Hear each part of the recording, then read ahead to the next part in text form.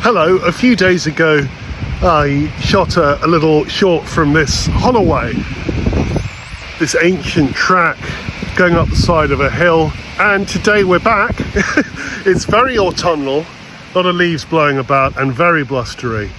Reminds me of the opening movement of Vaughan Williams' On Wenlock Edge, you know, the wood's in trouble at the beginning with all Vaughan Williams does this wonderful evocation of blustery winds. If you don't know it, check out On Wenlock Edge, fabulous song cycle, early song cycle of Vaughan Williams' career.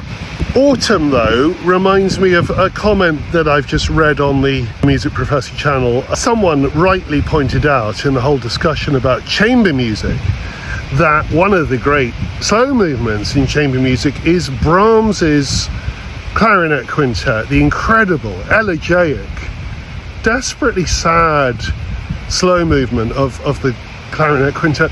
I'm well aware, and people have pointed out, that I haven't done enough Brahms on the channel, and it's weird. I love Brahms. I've always loved Brahms. I remember as a kid being overwhelmed by just the sound of Brahms's violin concerto, that sort of sweet but sad quality that his harmony has, quite unique. And the Clarinet Quintet, if you want to hear proper autumnal elegiac music, there's nothing more spectacular than the way that Brahms writes it in that quintet. I think he knows his life is coming to an end. I think the Clarinet Quintet was written in the final year of his life. If he didn't know that his life was coming to an end, he certainly seems to have sensed that his career was winding down. He'd sort of generally stopped composing by that stage. It absolutely feels like the work of somebody who's decided, this is the autumn of my life, and I'm going to say so.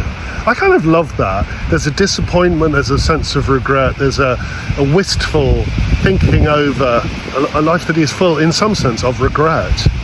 Poor old Brahms, living alone in his house in Vienna, very much the most famous musician in Vienna, absolutely celebrated in his life more than any artist that I can think of in the 19th century. You know, he was absolutely known and revered by that time as the great composer that he was, but on some level a sort of sad, lonely, disappointed man living alone in a rather grand apartment in Vienna. Poor old Brahms.